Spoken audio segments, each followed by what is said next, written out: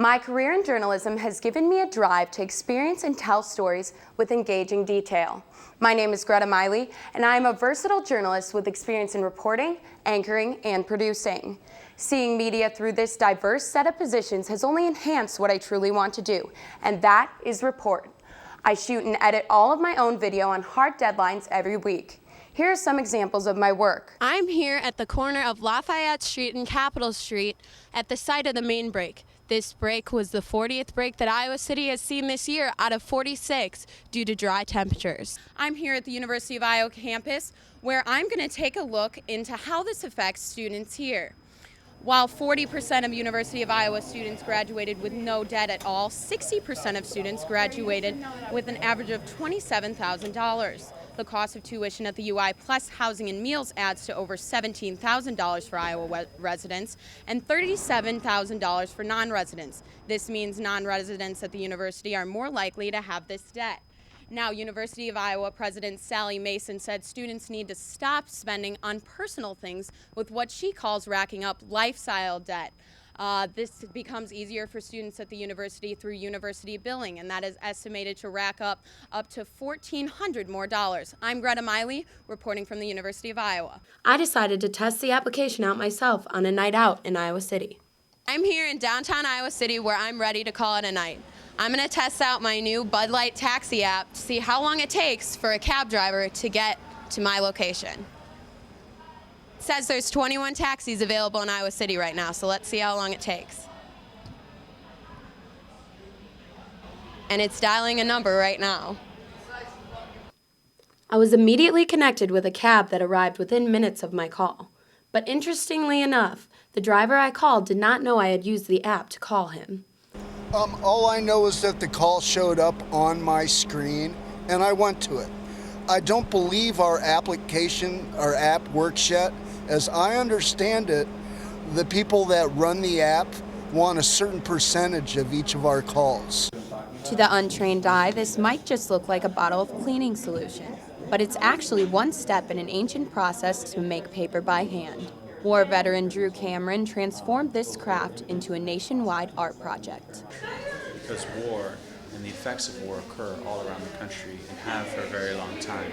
This is a way for us, in whatever tiny way, to come together and dialogue about those various perspectives and those various relationships. In these paper-making workshops, veterans turn their uniforms into paper as a way to express their military experience. So we take the material, we cut it apart, and then we use a Hollander beater to beat it into a pulp. Water is the vehicle for this whole process. That rendered pulp, then, we can form into sheets of paper, one at a time, by hand, using a tool called a mold and decal. Then that formed sheet is cooched onto a felt and printed on in this pulp printing process that we employ. Paper is then pressed and then hung to dry. I laced up my apron and decided to try it out myself. And my attempt was a success. Associate Professor Timothy Barrett, who led the class, said he believes the art generated from these workshops not only impacts veterans, but those around them as well.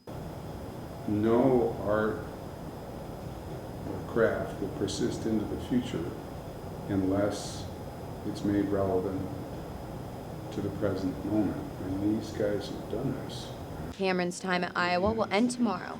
He will tour all over the country with combat paper-making workshops throughout 2015. After an annex was voted down 3 times in elections, members of the Johnson County Criminal Justice Coordinating Committee are striving to find a solution to address a serious issue, a courthouse that is too small. I mean, if the answer is really nothing can move out, well, then we're relatively limited in terms of what we can do. Maybe that's the answer.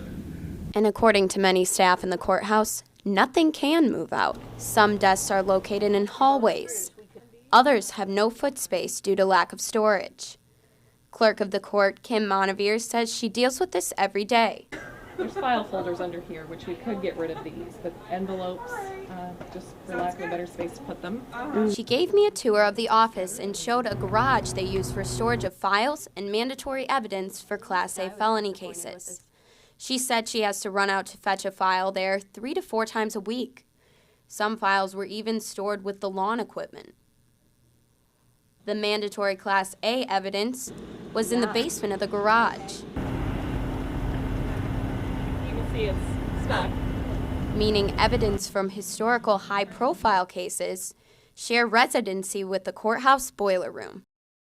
County Attorney Janet Linus said the issue of space also translates to the courtroom. If you want to file for a divorce case and you want to have a trial, you're probably looking at 2 to 3 years before you can get a court date. Other cases that are not high priorities, such as criminal cases where we have defendants in jail, get put off longer and longer. But she said the issue of space is still not the most pressing. People get very upset. I mean, this is a place where people come because they have disputes and emotions can run very high. And so not having a metal detector to just make sure weapons are not in the building is a big concern to a lot of people who work here. Linus also said she is frustrated with the fact that many rooms in the courthouse are not handicap accessible. This door behind me is the only handicap accessible entrance in the building, meaning that on trial days, everyone must pass through it, including sometimes inmates. Now this is an issue because, as you can also see, there are 2 bathrooms behind me, which means that it's very difficult for the courthouse to put security in this hallway. So what's the solution to all of this? It seems like we can move forward and get some options here for immediate security needs and then get ready to budget for an additional staff members, and taxes will be going up to pay for that. So even if voters thought taxes wouldn't go up when they voted down the annex, officials say they will due to security and staffing needs. The best they say they can expect is a mobile addition to the courthouse. Reporting from the Johnson County Courthouse, Greta Meyle, Daily Iowan TV. 2012 Republican candidate Rick Santorum started his sweep across the state today. He spoke with members of the Sky County Republicans about what he says presidential candidates need to focus on. We have to be the party for everybody, particularly those struggling, and there's a lot out there struggling, and in a lot of states that can make a big difference in the presidential election. This is what Santorum calls focusing on the little guy and what he believes should be the center of the Republican Party vision. Some party members agree. If you're going to win an election, you have to show how Republican policies benefit everybody, and they do benefit everybody. These universal benefits he spoke of included modernizing the current education system, creating stronger national security, and stressing the importance of family structure. While Santorum declined to announce whether or not he would be running for president in 2016, he said he is touring Iowa this week to get a sense of what support he has. We left a positive impression on the people in the state, and we worked it hard. We respected the people here, and we had a message. People always say you were the last guy standing. I said, well, the reason I was the last guy standing is because I had something to stand on. Santorum plans to keep gathering support in other early primary states such as New Hampshire and South Carolina in the future. Tomorrow, he will continue his journey through Iowa and Altoona. Greta Meyle, Daily Iowan TV. We have glass, we have metals, we have precious metals and non-precious metals, seeds, corn, bone, wood. And the list of precious minerals in store owner Karen Cubby's bead collection goes on and on. Cubby began following her calling when she was just a little girl. I would sell bracelets to my classmates with 1 free restringing in 6th grade. Cubby became a potter and a bead weaver, traveling the Midwest in her early life to share her artwork at fairs.